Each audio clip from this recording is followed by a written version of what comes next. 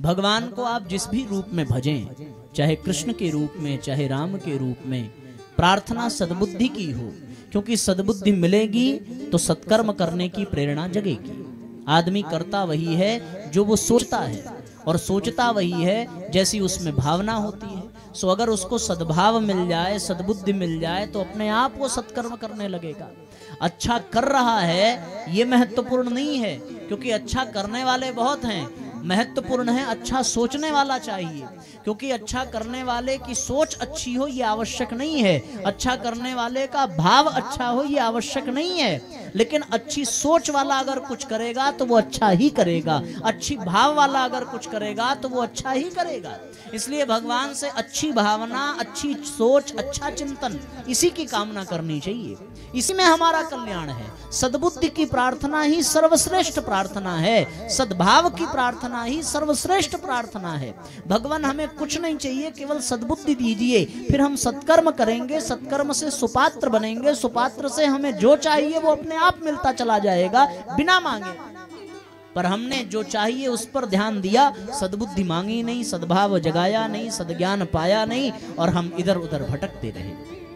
और सद्बुद्धि को जगाने के लिए, सद्भाव को जगाने के लिए, सत्कर्म की प्रेरणा पाने के लिए, सद्ज्ञान की प्राप्ति के लिए जो सर्वोत्तम मार्ग है, सर्वोत्कृष्ट आधार है, वो है साथियों गायत्री मंत्र।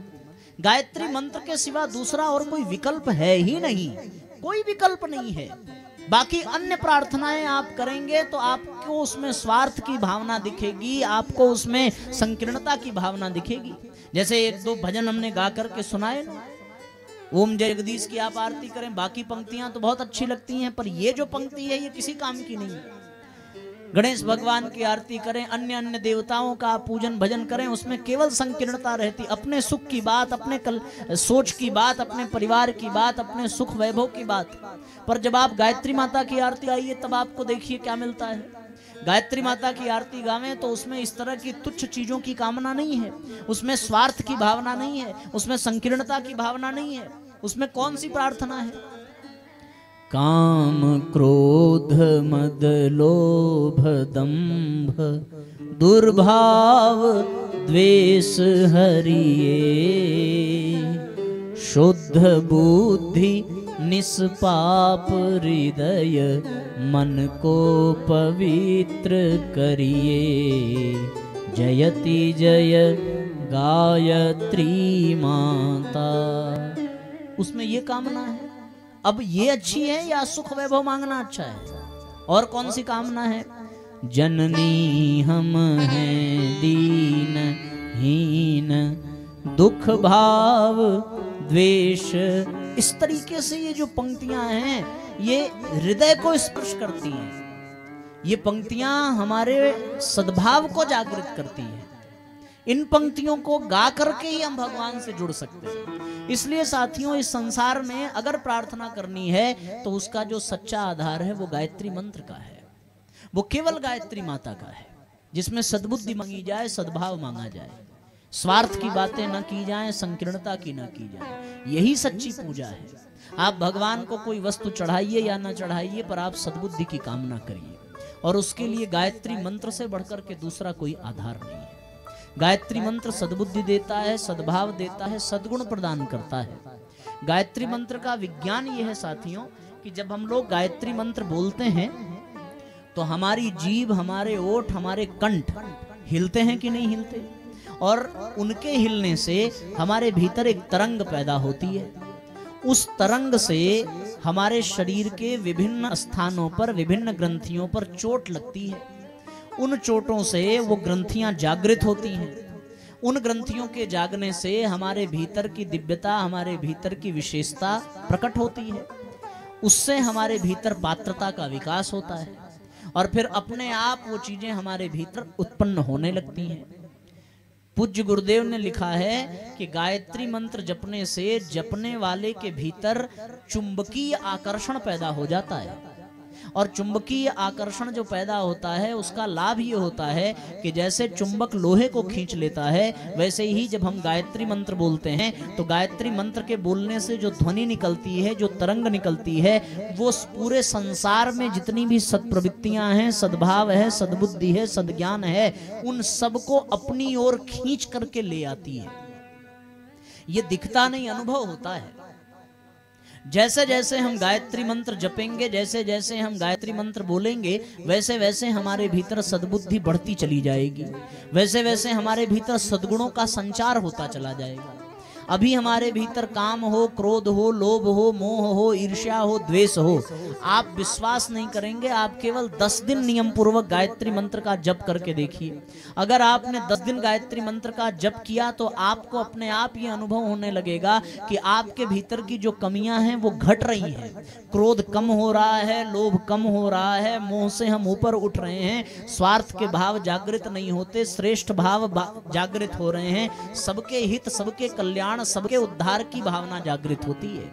मन में उदारता बढ़ने लगती है, प्रसन्नता बढ़ने लगती है, दया बढ़ने लगती है, क्षमा करुणा बढ़ने लगती है। गायत्री मंत्र के जपने का ये लाभ है। और जब हमारे भीतर सद्गुण बढ़ेंगे, सद्बुद्धि बढ़ेगी, तो हम अच्छा ही कर्म करेंगे ना। और अच्छा कर्म करेंगे तो फिर प्रार्थना करने की भी आवश्यकता नहीं, बिना किए भगवान सब कुछ देने लगेंगे। अर्जुन ने मांगा नहीं, अच्छे कर्म किए सो भगवान को मिला, कि भगवान से मिला कि नहीं मिला। इसलिए साथियों, अपने भीतर की सुपात्रता को विकसित करने के लिए, योग्यता को बढ़ाने के लिए, सद्बुद्धि सद्भाव को जगाने के लिए आप सबको भी गायत्री मंत्र अपने जीवन में धारण करने की आवश्यकता है। इसके अतिरिक्त दूसरा कोई विकल्प नहीं है। बाकी आप जो पूजा करते हैं आप करते रहिए, बाकी जो आप पद्धति अपनाते हैं अपनाते रहिए, पर उसमें गायत्री मंत्र को जोड़ दीजिए। ऋषि कहते हैं कि जिस पूजा में गायत्री मंत्र न जुड़े, जिस पूजा में गायत्री मंत्र की उपासना न हो, वो पूजा निरर्थक हो जाती है, व्यर्थ हो जाती है। ऐसा ग्रंथों में लिखा है। आप बाकी आरती करें, बाकी पाठ करें, बाकी पूजा करें, बाकी मंदिर में जाएं, घंटा बजाएं, खूब माला जपें, लेकिन जो करना है सो करिए, पर उसमें एक माला गायत्री मंत्र का कम से कम जरूर स्थान होना चाहिए। भोजन के लिए सारी चीजें हो, पर अगर पानी ना हो तो क्या आप भोजन बना सकते हैं?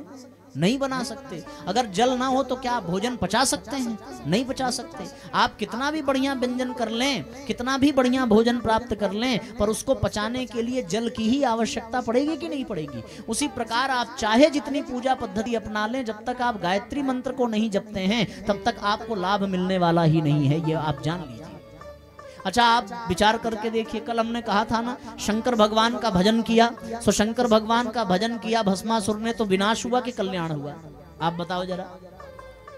दोष शंकर भगवान में नहीं है, दोष है मांगने में। उसने सद्बुद्धि मांगी नहीं, उसने सद्भाव मांगा नहीं, उसने रिद्धियां मांगी, सिद्धियां मांगी, शक्ति मांगी। रावण ने भी शंकर भगवान को प्रसन्न किया तो चंद्रहास मांगा, सोने की लंका मांगी, सद्बुद्धि मांगी नहीं। आप कल्पना करके देखें, हिरण्यकश्यप, कंस, दुर्योधन, दुशासन, ये बड़े बड़े तपस्वी हुए, पर इन सब ने अपनी तपस्या से जो पाया उससे इन्हीं का विनाश हुआ, क्योंकि इसने सद्बुद्धि नहीं मांगी, सद्भाव नहीं मांगा। अगर सद्बुद्धि मांग लेते, सद्भाव मांग लेते, तो फिर सारी दुनिया में इनकी जय जयकार होती कि नहीं होती? आप खुद बताओ। लेकिन इनकी जय जयकार नहीं हुई, जय जयकार हुई पांडवों की, जय जयकार हुई राम भगवान की, जय जयकार हुई कृष्ण भगवान की।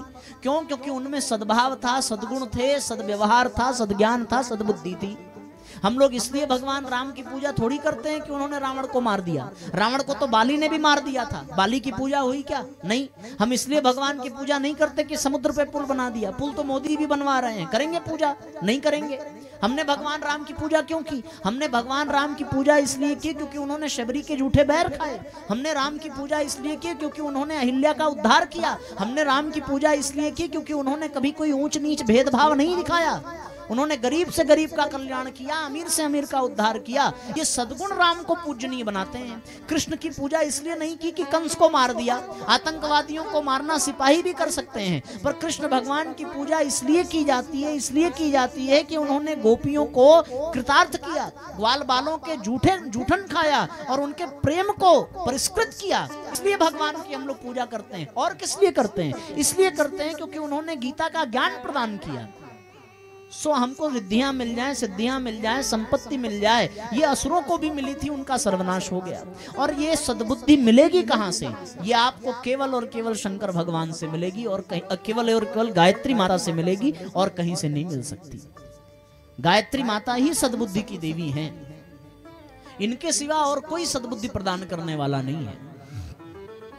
सो आप कहेंगे साहब कि हम लोग फिर शंकर भगवान की पूजा छोड़ दें? नहीं नहीं, आप पूजा मत छोड़िए, शंकर भगवान की आप पूजा करिए, क्योंकि शंकर भगवान के पास जो शक्ति है वो शक्ति भी गायत्री माता की ही शक्ति है। गायत्री माता की शक्ति से ही शंकर भगवान प्रलय लाते हैं, गायत्री माता की शक्ति से ही ब्रह्मा जी सृष्टि का सृजन करते हैं, गायत्री माता की शक्ति से ही विष्णु जी संसार का पोषण करते हैं, गायत्री माता की शक्ति से ही शेषनाग धरती को धारण करते हैं, गायत्री माता की शक्ति ही सूर्य को प्रकाशित करती है, गायत्री माता की शक्ति ही औषधियों को औषधि गुणों से भरती है, गायत्री माता की शक्ति से ही धरती अन्न पैदा करती है, जल देती है। अगर गायत्री माता की शक्ति ना हो तो इस संसार में कुछ भी हो नहीं सकता। आप कभी विचार करके देखें कि अगर शंकर भगवान प्रलय करते हैं तो उनको वो शक्ति मिली कहां से? खुद से तो मिलेगी नहीं, उन्होंने भी तो किसी की साधना की होगी ना। वो समाधि में है तो किसको भज रहे हैं, किसका ध्यान कर रहे हैं, कौन सी सत्ता का? वो सत्ता कौन है? वो गायत्री की सत्ता है, दूसरी और कोई सत्ता नहीं है। शास्त्रों में, पुराणों में समय का अभाव है, अन्यथा मैं आपको यह प्रमाण देता कि हर स्थान पर लिखा है कि भगवान राम ने भी गायत्री मंत्र की साधना की, भगवान कृष्ण ने भी गायत्री मंत्र की साधना की, भगवान शंकर भी गायत्री मंत्र की साधना करते हैं। रामचरितमानस में लिखा है, महामंत्र जोई जपत महेशु, काशी मुकुट हेत उपदेशु। काशी में वो महामंत्र का जाप करके लोगों को मुक्त करते हैं। और महामंत्र क्या है? महामंत्र जितने जग माही, को गायत्री सम नाही। गायत्री के समान कोई महामंत्र नहीं है। भगवान राम को अगर वशिष्ठ विश्वामित्र ने दीक्षा दी तो गायत्री मंत्र की दीक्षा दी। कृष्ण भगवान को अगर सांदीपनी ऋषि ने दीक्षा दी तो गायत्री मंत्र की दीक्षा दी।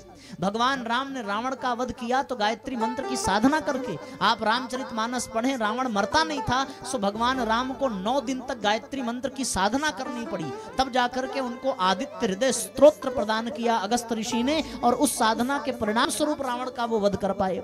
राम का रामत्व गायत्री की शक्ति से है, कृष्ण का कृष्ण तो गायत्री की शक्ति से है।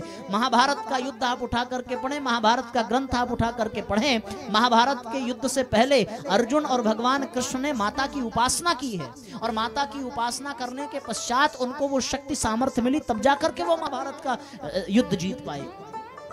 सो साथियों, जब बड़े बड़े देवताओं ने गायत्री की साधना की है तो हमें और आपको भी करनी ही पड़ेगी। इसके अलावा दूसरी और कोई साधना फलीभूत हो ही नहीं सकती। उसमें गायत्री की साधना अनिवार्य है, और गायत्री की साधना गायत्री मंत्र की साधना होती है। गायत्री मंत्र की जब तक हम उपासना नहीं करेंगे तब तक सद्बुद्धि सद्भाव जगेगा नहीं। फिर रावण आदि असुरों की तरीके से भगवान शंकर भगवान राम को प्रसन्न करके हम बहुत सारी रिद्धियां सिद्धियां पा भी लें, सुख संपत्ति पा भी लें, तो भी हमारा कल्याण नहीं, हमारा सर्वनाश ही होगा अगर जीवन में सद्बुद्धि न हो तो सद्बुद्धि पाने के लिए, सद्भाव पाने के लिए गायत्री मंत्र का ही आश्रय लेने की आवश्यकता है, दूसरा और कोई विकल्प नहीं है। गायत्री मंत्र के विषय में हम लोग जब गायत्री माता का आवाहन करते हैं तो कौन सा मंत्र पढ़ते हैं? आयातु वरदे देवी त्रयक्षरे ब्रह्मवादिनी गायत्री छंदसाम मातः ब्रह्म योनि नमोस्तुते। गायत्री क्या है? ब्रह्मवादिनी, ब्रह्म का वादन करने वाली, ब्रह्म को प्रदान करने वाली। कल हमने यही तो कहा था कि भगवान से जुड़ने से ही हमारा कल्याण होगा, और भगवान से जोड़ने का काम कौन करता है? गायत्री मंत्र करता है।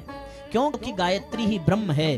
ब्रह्म गायत्री ब्रह्म वही गायत्री, ब्रह्म ही गायत्री है, ऐसा शतपथ ब्राह्मण में लिखा है। छांदोग्य उपनिषद में लिखा है साथियों, गायत्री वा इदम सर्वम भूतम यदिदम किंच, अर्थात समस्त विश्व गायत्री मंत्र की शक्ति से ही भरा हुआ है। उस शक्ति को निकाल दिया जाए तो फिर यहाँ कुछ नहीं रह जाएगा। ये जान लीजिए, गायत्री माता चेतना की पराशक्ति है, और वो चेतना की शक्ति हमारे भीतर है तो हम जीवित हैं। वो चेतना निकल जाए तो अपने आप हम मृत घोषित हो जाएंगे। इसलिए साथियों, गायत्री मंत्र की शक्ति से जुड़ने के लिए, भगवान से जुड़ने के लिए गायत्री माता की ही शरण में जाना पड़ेगा। महाभारत में लिखा है, न गायत्र्याः परो धर्मो, न गायत्र्याः परम तपः, न गायत्र्याः समो द्वेवा, न गायत्र्याः परम मनुः। अर्थात गायत्री मंत्र के समान न कोई मंत्र है, गायत्री मंत्र के समान न कोई धर्म है, और गायत्री मंत्र के समान न कोई तप है। इसलिए साथियों, जीवन में गायत्री मंत्र का ही जप करना चाहिए। शास्त्र कहते हैं, सर्वे शास्त्रा द्विजा प्रोक्ता न शैवा न च वैष्णवाः। सभी शास्त्र कहते हैं, सभी द्विज कहते हैं, न शैवा न च वैष्णवाः, कि शैव और वैष्णव केवल शिव और विष्णु की पूजा करके कल्याण प्राप्त नहीं कर सकते। क्यों? क्योंकि विष्णु और शिव भी यदि उद्धार करेंगे तो वो गायत्री माता की शक्ति से ही करेंगे। इसलिए अपने जीवन में आदि शक्ति की उपासना को स्थान देने की आवश्यकता है। तो आदि शक्ति उपासनते गायत्री वेद मातरम। सारे संसार में जो ज्ञान की अलख जगी हुई है, जिस ज्ञान के आधार पर लोग अपना उद्धार करते हैं, वह ज्ञान कहां से आया? वेदों से आया। और वेदों को जन्म देने वाली कौन? वेद माता गायत्री। सो गायत्री से बढ़कर के कोई शक्ति है नहीं। इसलिए जीवन में आप जो भी पूजा पद्धति अपनावें, जो भी पाठ करें, जो भी पारायण करें, सब आप करते रहिए, पर आपको उस पूजा पद्धति में गायत्री मंत्र की उपासना को आज से, अभी से, इसी क्षण संकल्प ले लेना चाहिए कि हम अब से गायत्री मंत्र रोज जपेंगे। ये जान लीजिए, इसके सिवा दूसरा कोई कल्याण नहीं है। इसे हर कोई जप सकता है।